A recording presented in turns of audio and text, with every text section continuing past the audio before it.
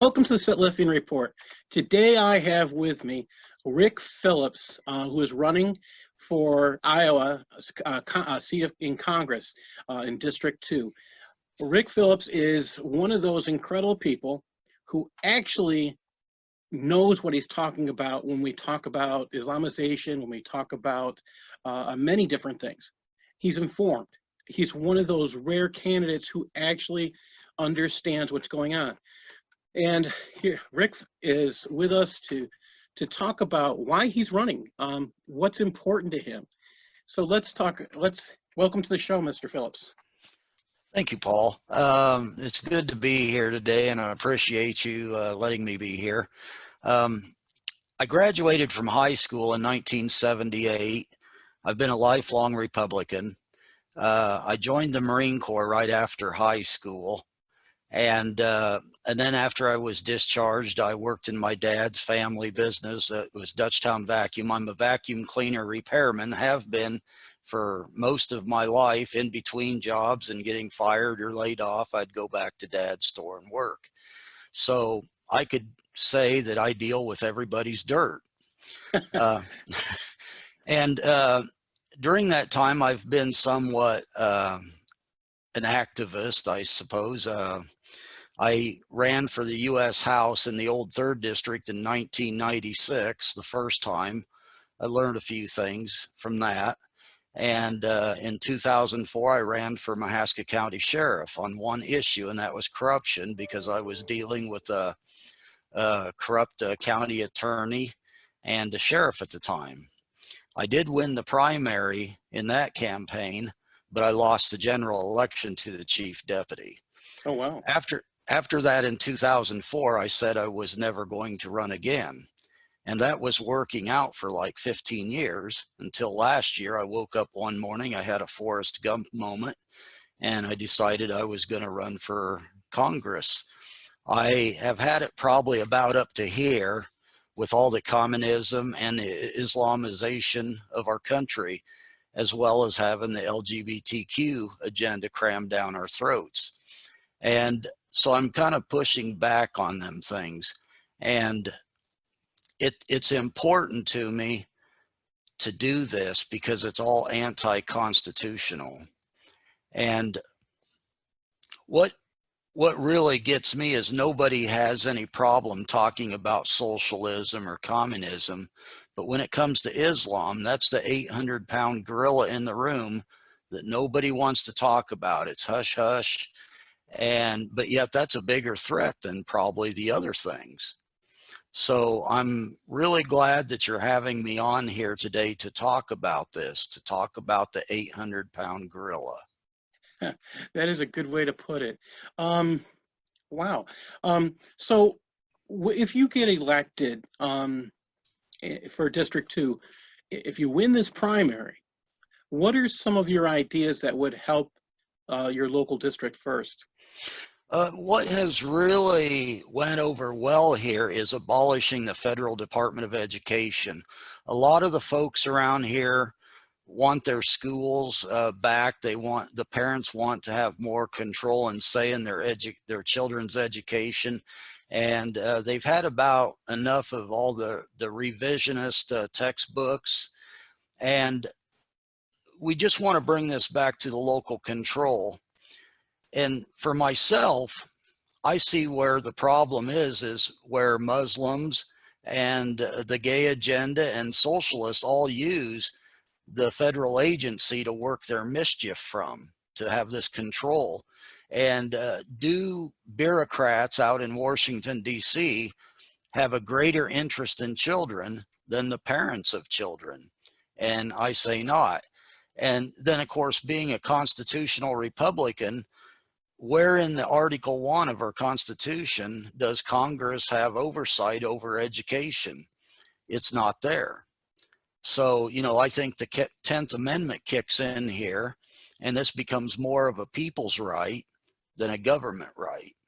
And we can see the dismal failure of education in the past 40 years that we've had a federal department. We went from first in the nation to 24th.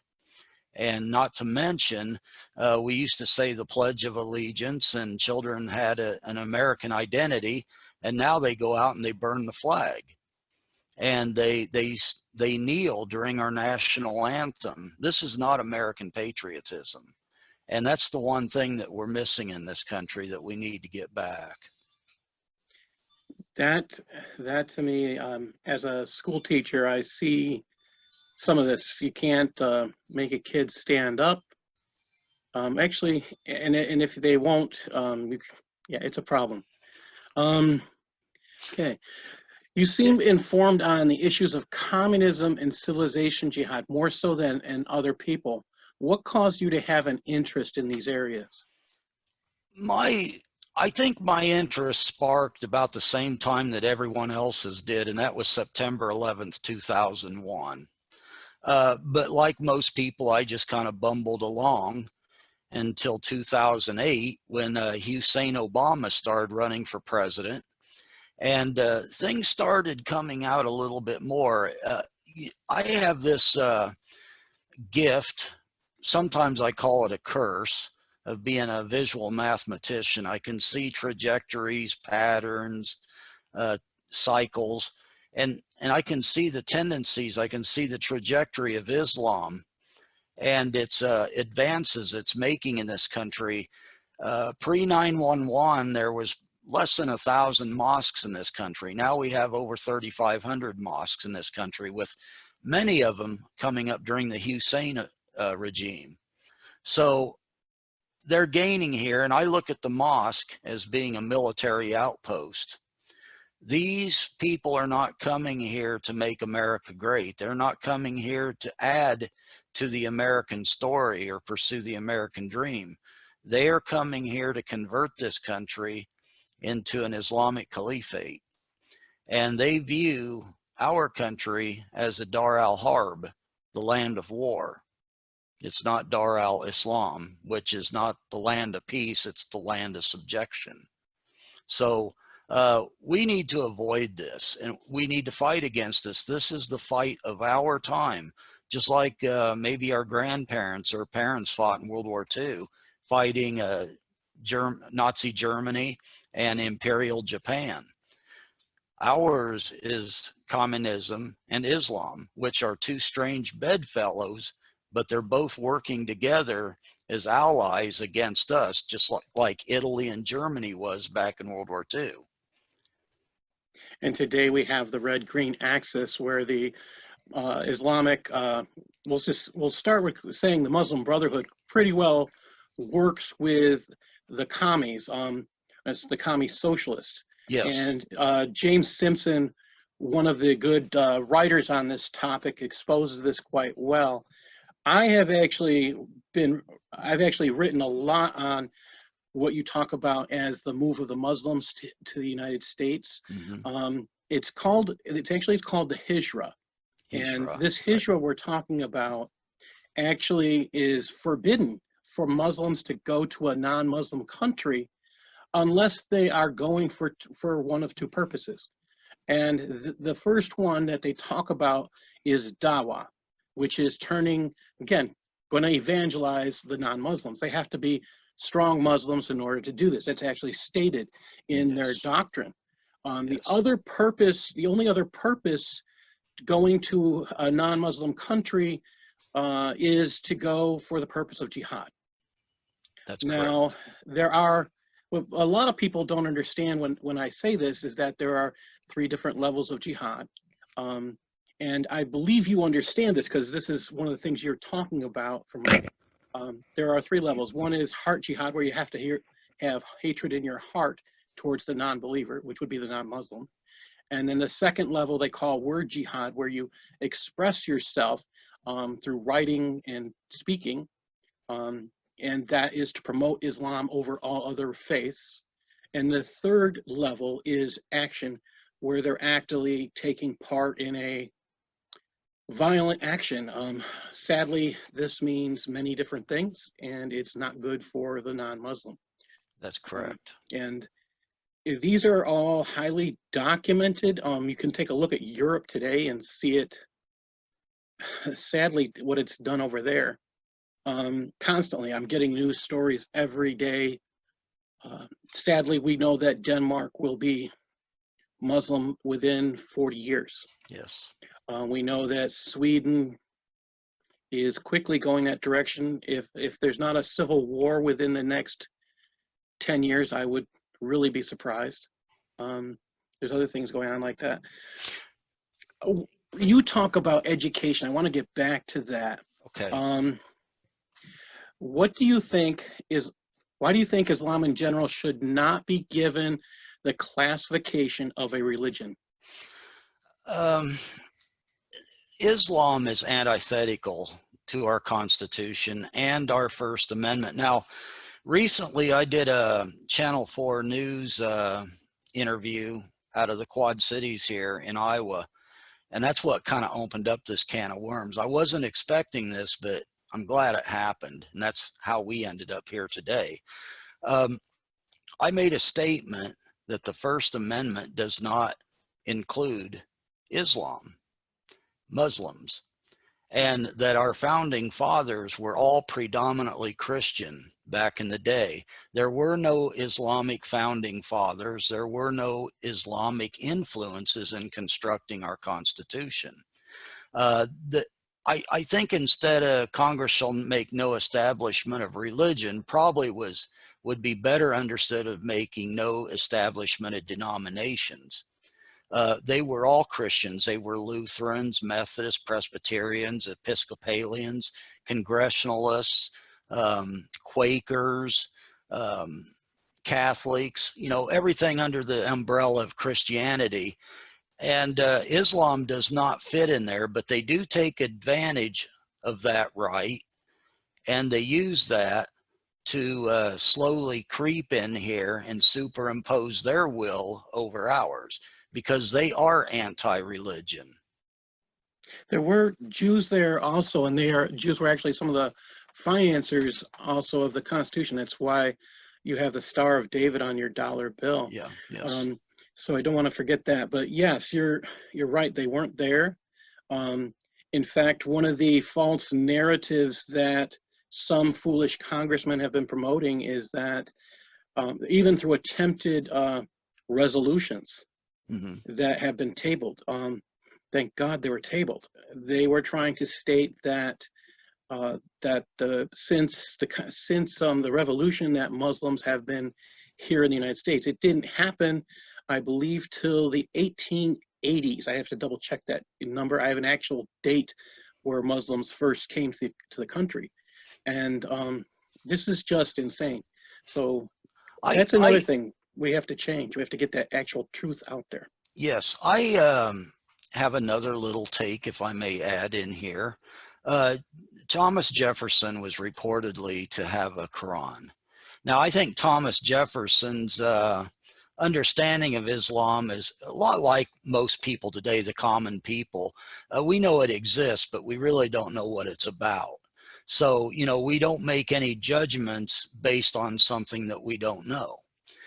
But Islam did make its debut into our history probably around 1805, the Barbary Pirates. Being a Marine, they contributed to our Marine hymn. We went over there and killed them.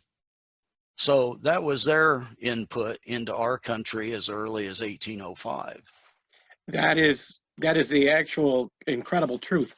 I've read one of the most incredible books on this topic called The Six Frigates, and it tells of the great military action, which is actually lauded by several countries around the world at the time, of what we did. And we fought off the Barbary Pirates, and everybody else was paying them.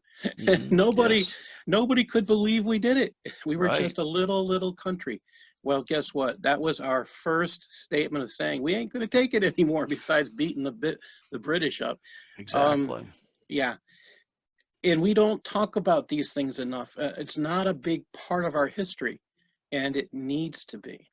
I think this is the reason why the history revisionists and even the people that are tearing down our statues and all that kind of stuff, this is the reason for that. We, you know, out of sight is out of mind. 20 years from now, nobody will know anything about this stuff. and they don't know anything about it now. I don't know if you've ever watched jaywalking, you know, Jay Leno go out and he questions people. It's insane how many people don't understand our American history. They don't even know who fought in the Civil War. They don't even know when our country was founded. The ignorance is so pervasive. We have to stop this.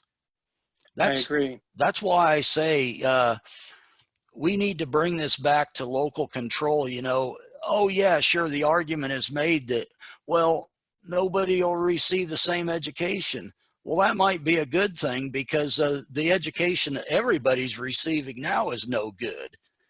So maybe a few will slip through the cracks and actually learn truth.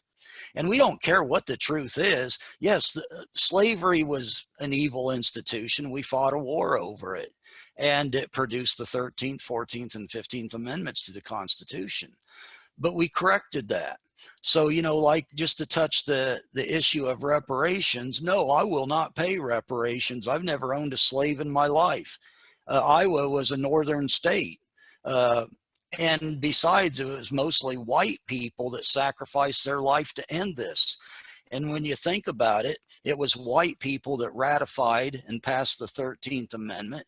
It was white people that ratified and passed the 14th Amendment, giving citizenship, and white people that passed the 15th Amendment, allowing blacks to vote.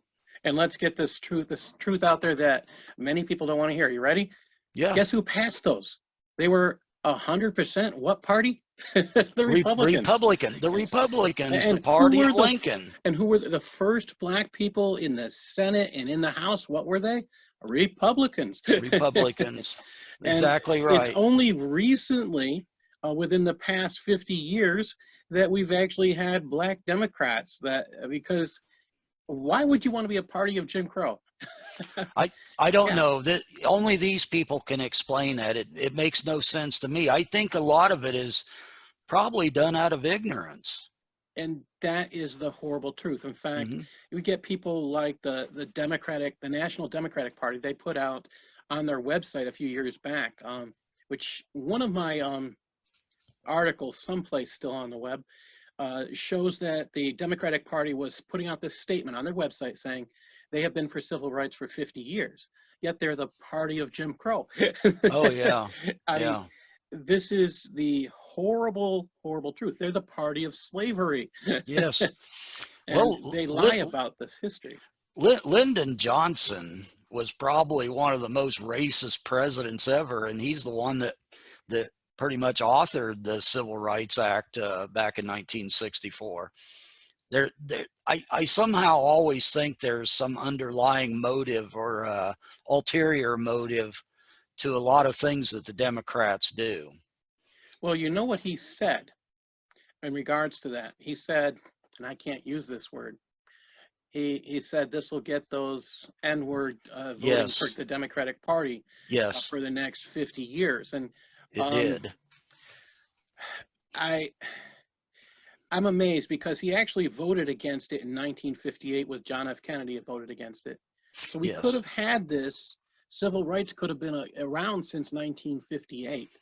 Well, yeah, and you know, I think we wanted to move everybody from the cotton plantation to the welfare plantation. That was the move of that was the joy of the Democratic Party. That's what they really wanted. Yes, and it created jobs for them. And it's like every time when you start hearing this about losing jobs, or they're going to take your Social Security away and all this kind of stuff, what they're really harping about is they're going to start losing something.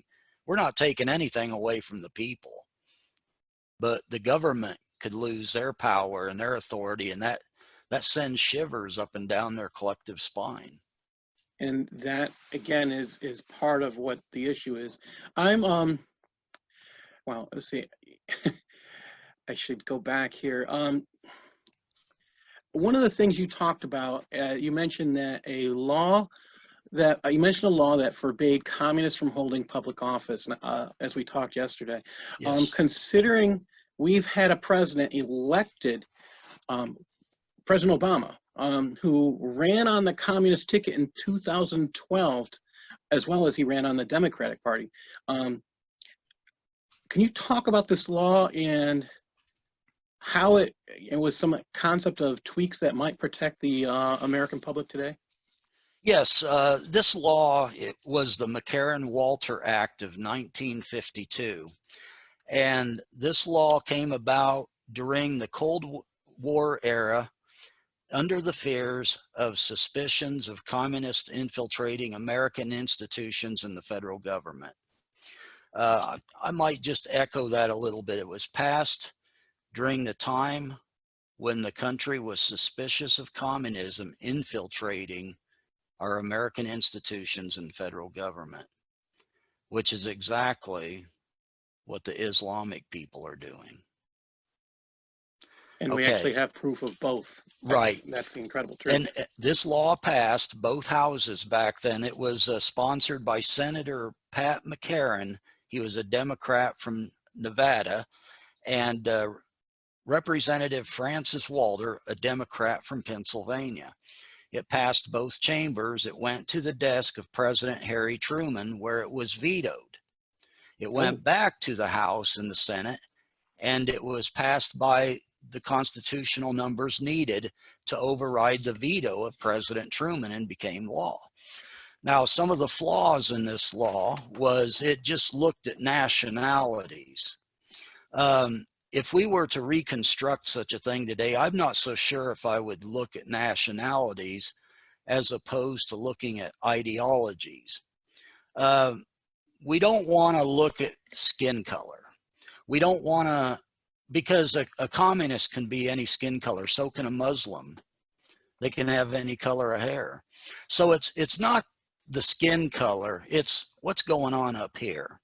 And if you have a communist mindset or a mindset that imitates Muhammad, we don't want you in government. We don't want you even being county weed commissioner. We don't need you anywhere in our government because you cannot swear an oath to uphold the Constitution. And we have trouble with that now, even with people that do not have that infectious mindset. Or claim they don't. Well, we've been hit over the head with the indoctrination stick for 4 decades now. You know, myself, I graduated in 1978, like I said in the beginning here. The indoctrination didn't start really until 1980, but it had a lead up to that. You know, the attack on Christianity probably began in 1925 with the Scopes monkey trials between Clarence Darrow and William Jennings Bryan. And of course, Christianity lost, and evolution then at the time gained a foothold, a platform. And then again, in, of course, Johnson, when he was a senator from Texas, he inserted the 501c3 IRS status, which confined ministers and stuff to, they boxed them into the church, and that guys like me cannot go and talk behind the pulpit to the congregation about political stuff. Made that illegal. And then, of course, Engel versus Vital in 1962, which eliminated prayer. And then we kicked out the 10 Commandments in another court case, I think Graham versus somebody in 1980. And then, of course, along comes the Department of Education. So we've effectively removed Jesus Christ and the 10 Commandments from our schools and replaced him with Muhammad. Now, the problem here with that is the difference in behaviors and characters. Okay, you know, the Christ, you know, the love, joy, peace, kindness, goodness, self-control, patience, all these different virtues here have been replaced with caravan robbing, wife beating, child molestation, murder, lying. And we can see this. You can see the difference in the children coming out today, who they imitate. You know, even if you don't go to church, just being exposed to the gospel, you know, has some kind of an influence on you. Well, the same thing happens with the other way too. If you're exposed to that, that's what you become. The only reason why we go through parachute training say in the Army Airborne, is so that you learn how to jump. You learn how to perform. This is what happens in schools. We're teaching the next generation how to perform, but they're doing it based on which character. Now, if Jesus Christ cannot be allowed in school, I sure don't want Muhammad in there. You know, let's eliminate him too. So I'm at a point in my campaign where we need to put Islam on trial. These folks want a conversation. They want to talk about, okay, let's have that conversation. Let's put Muhammad on trial. Let's put the Hadith on trial. Let's put the Quran on trial. Let's put this rift that we got going on between the Sunni and the Shiite. Now this, to me, I think is a ruse. It's along the lines of the Hatfields and McCoys. It's a fraternal argument they're having, and I think it's all done on purpose to create this, what did you call that? That hijra. Hijra. Yeah. This is to produce this. So they flee this war, but they're not fleeing the war and the persecution. What they're doing is expanding the war by coming over here and affecting us. But they're doing it under the context that we're fleeing this persecution. Nobody is the biggest persecutor in the world except Islam. I mean, everywhere you look in Africa with Boko Haram, you know, the people they're killing. You know, like CARE, who I just kicked the door in with a couple of weeks ago, they're sponsored by Hamas. And yet we got a congressman here in Iowa, let's see, Akeo Abdul Samad, if I remember right. He wants CARE to come here to Iowa to become more politically active. And for what reason, I do not know. You know, when I come to Congress or when I come on this campaign, I talk very little about myself. I really talk very little about, you know, what I believe and everything, but I'm a writer too. I wrote a book. I got a book here, America's Path to Revival. You know, and I call it my Discipleship 101 manual. It's something I put together over 16 years. I've only been a Christian 19 years, and I did this like my first 16 years. And so, yeah, I have a religious life, so to speak, but I don't like using that term. It's more of a relationship than because I really despise religion. I really don't think Jesus came here to start another religion, because he had a problem with the one that he had. And, you know, the Pharisees, and we have modern Pharisees today. And of course, we have the Jews have their Pharisees out there, and then the Muslims have theirs. And not everybody is bad. I would say that, you know, a vast majority of people are nominal. There's nominal Christians, nominal Muslims, nominal Jews. They're just there because that's where they grew up. So you're saying the issue isn't Muslims as a whole. The issue is the faith structure called Islam. Yes, I think, you know, if I could accomplish this, and I don't know if I can, this is really big, but I pray about it because nothing is too big in prayer. But I'm wondering, you know, Islamicists come over here and want us to hear their story. Well, over there in the Middle East, they will not open that up to Christianity, to the gospel of Jesus Christ. I think, all things being fair, if you want us to hear your story, you go back there and open up the Middle East for the gospel to come into the Middle East. And you let your people make a choice, a free choice, between whether they want to serve the Prophet Muhammad or Jesus Christ. You let them make a choice. And, you know, if that's the discussion I want to bring to the table.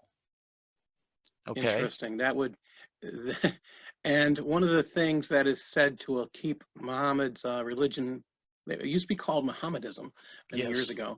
Yes. The only thing that they're claiming, many Muslim scholars claim, that keeps Mohammedism or Islam to get surviving these centuries is the fact that if a person leaves Islam, they are supposed to be killed under Yes. under their belief structure. Right. And this is what the Muslim scholars claim is what keeps it alive, unfortunately. So they can't, their faith structure doesn't allow them to let people live who Right. choose to survive. We'll put it that way. Here's the thing. Do what their thoughts are, yes. Here's the thing, that the one thing that Islam, communism, and say the LGBTQ agenda have in common, and I use LGBTQ because none of us ever got here from a same-sex relationship. We all had a mom and a dad. Everybody alive, even those people that have this mindset. Okay, the only way to reproduce any of these things is to go into the school and impregnate the minds of the young. Because your natural propensity as a human being is this yearning to be free. And liberty only comes from Jesus Christ. Subjection and bondage comes from Muhammad. And the only way, Muhammad is a dead prophet. His bones are moldering and dusting away somewhere in some grave. I don't know where it is, Mecca or wherever, but and I don't care. But Jesus Christ is a living, risen being that can walk and spend time with a person. And I know that because 19 years ago, and I won't go into this because I still have trouble verbalizing how this happened, but I used to be a heathen. I used to be a terrible person, you know, and I'm reminded of that often by people in my past. But I'm now 19 years removed from that, and I'm far enough away where I look back and I wonder, wow, I'm lucky I didn't die. I mean, it's a miracle. It's a miracle that I survived, you know, just to be here. I may not go anywhere in my life, but I was given a life sentence, and I'm proud to serve it for my Lord and Savior. Well, thank you for joining us. How can people support your campaign? Well, my website here behind me is the swampfox.net, and on my website is my address. Now, since I'm pretty much a one-man band, I don't have people processing things. Sending money, a check by mail to my address is probably the best way. We're getting kind of late in the game though, so there won't be no yard signs, and nobody's out really driving around looking at them anyway. But there may be some advertising I could do. So a little money in that area might help, because I would plaster social media with the struggle here against Islam and exposing this. And the other thing is, elections are won by votes. Now, I know a lot of people that will probably watch this will not be from my district, but if you know somebody in the 2nd District, U.S. House District of Iowa, get on the phone and call them, see if they'll vote. Our Secretary of State just sent out absentee ballot forms to everybody. They just arrived in the mail today, because they expect a lot of people to vote absentee in this primary election, which is June 2nd. It's just less than 5 weeks away. And that would be the biggest help for me, is to advertise in this area. And of course, if you know anybody, even though you live outside of my district, if you know somebody here that could vote for me by proxy, so to speak, that would be a great help. Well, thank you very much. We'll have to have you back soon. Okay. After you get elected, definitely. Okay. Well, thank you, Paul, and thank you for having me here.